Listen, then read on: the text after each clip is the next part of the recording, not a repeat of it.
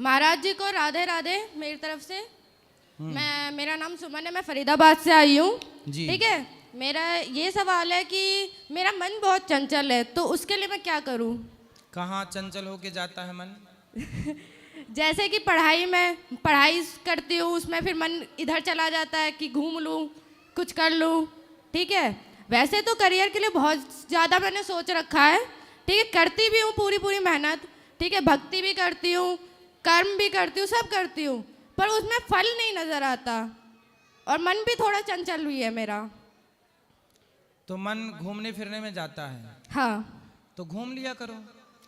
घूम भी लेती हूँ मैं, फिर भी क्या कहते हैं, ये रहता है कि पढ़ाई करती हूँ, पढ़ाई में ध्यान नहीं जाता, उसके लिए मैं क्या करूँ? चलो, जब पढ़ाई पे ध्यान नहीं जाता तो घूमने पे जाता है, तब घूम के फिर पढ़ लिया करो, या ऐसा करो घूम घूम के पढ़ा करो। हाँ, तो मन जाएगा कहाँ? घूम घूम के पढ़ो। घूम घूम के भी पढ़ चुकी हूँ मैं, फिर भी मन घूमता है। तो फिर कहाँ जाता है घूम घूम के? क्योंकि अब तो घूम ही रही हो, फिर कहाँ जाता है मन? मतलब कि पूरा पढ़ाई पे ध्यान जा ही नहीं रहा। ऐसा है, मन जो है सबका ही चंचल होता है, उसका स्वभाव है। चंचलम ही मनः कृष्णः, बड़ा चंचल है ये मन। इसे कंट्रोल कैसे करें?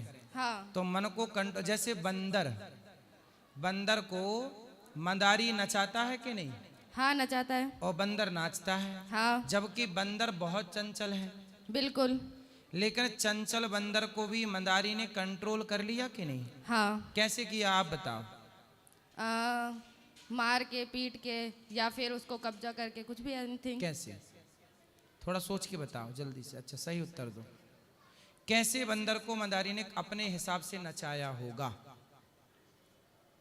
नहीं पता गुरुजी, आप बताइए। बहुत लंबी प्रैक्टिस। ओके। बंदर को लंबे समय तक क्या कराता है मंदारी? नचाता होगा। बंदर को लंबी प्रैक्टिस कराता है, खाना कम, उसको थोड़ा मारता भी है, डांटता भी है, और लंबी प्रैक्टिस, अभ्यास नाम की कोई चीज समझती हो आप? हाँ। ऐसे ही जैसे साइकिल चलानी नहीं आती पर अभ्यास प्रैक्टिस करो तो आ जाती है। आपको गोल गोल रोटी बनानी आती है?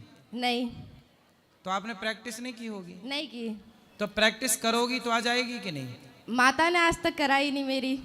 तो फिर आपकी माता लापरवाह है। नहीं। क्यों नहीं? माता कहती है कि पहले तुम क्या कहते हैं, पढ़ लो, पूरे जीवन तो रोटी भी बना ही सकती हो, अभी तो पढ़ाई की उम्र है। अच्छा, रोटी बनाना ये भी पढ़ाई का हिस्सा है कि नहीं? बिल्कुल है। कुछ लोग तो भोजन बनाने की पढ़ाई करते हैं। बिल्कुल बिल्कुल, मतलब ये भी एक पढ़ाई है।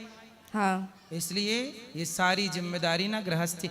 इसलिए आप जैसे बच्चे जो पढ़ाई लिखाई तो करते हैं पर गृहस्थी की जिंदगी में हाथ नहीं बटाते, यही बड़े बड़े पदों में जाके IAS IPS लोग ना फांसी लगा लेते हैं जरा सी टेंशन में। क्योंकि डिग्रियां तो पाली पर हालातों से लड़ना नहीं सीखा। हालातों से लड़ना नहीं सीखा। जो हालात, अच्छा ये बताओ, सदा अच्छा समय रहता है? नहीं, बिल्कुल नहीं रहता महाराज जी। इसलिए हर परिस्थिति के लिए हम रेडी रहें।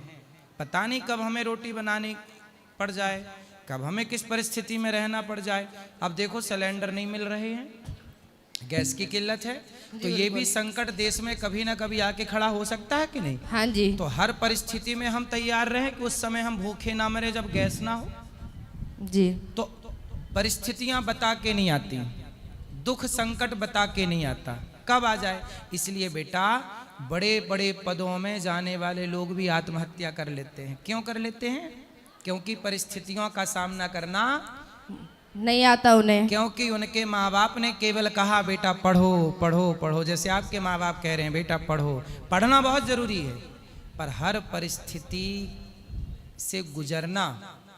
अच्छा ये बताओ, हवा ना चले, तूफान ना चले, तो ये जो फसलें हैं, गेहूं, चना, दाल, जो भी, यदि ये आंधी से ना लड़े, फसल बारिश से ना लड़े, तो क्या ये फसल में इतनी दम रह जाएगी? नहीं।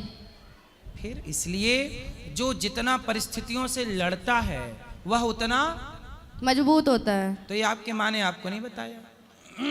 इसलिए बेटा, पढ़ाई बहुत जरूरी है। नहीं नहीं, माता मेरी बताती है। यहाँ पे लापरवाही मेरी भी है, क्योंकि शुरू से नहीं किया तो शायद अब क्या कहते हैं नहीं आदत हो रही है। इसलिए बेटा सीखो।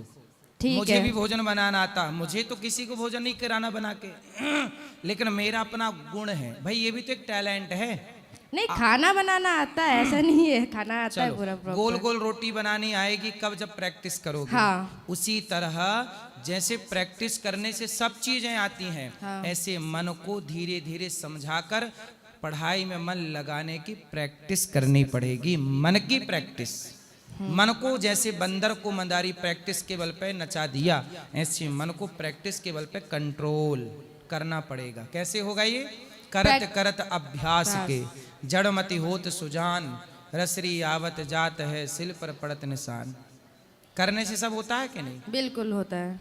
इसलिए आप, मन भागता है, आप भागने दीजिए, पर आप पढ़ाई करते रहिए, अपना लक्ष्य पूरा करिए, काम करते। कब तक भागेगा? आएगा, हारेगा मन, एक दिन मन हार जाएगा और आप जीत जाएंगे। मन आपका शत्रु है, ठीक है? उससे हारना नहीं है, मन से भागना नहीं है, कभी भी जीतना है। जीतना है। मन के हारे हार है, मन के जीते जीत। और आगे मन ही मिलावत राम से, मन ही करत फजीत। मन की गति है अटपटी, झटपट लखे न कोय, मन की जब खटपट मिटे तो झटपट दर्शन होए। अब तो कंट्रोल होगा। बिल्कुल। कैसे बिल्कुल होगा? प्रैक्टिस करने से। और कोई सवाल? और जैसे मैं जाप करती हूँ, सीताराम का जाप करती हूँ, सही। तो मेरे गुरु तो अभी नहीं है, पर कहा जाता है कि माता पिता प्रथम गुरु होते हैं, सही है। हैं? तो मैं उनको पहले जाप करती हूँ, उनका पहले करती हूँ, फिर गणेश जी का करती हूँ, फिर मैं आगे राम जी का करती हूँ। तो मेरा जाप सही है कि गलत है? माता पिता का नाम जपती हूँ। हाँ। अच्छा, क्या नाम है माता पिता का?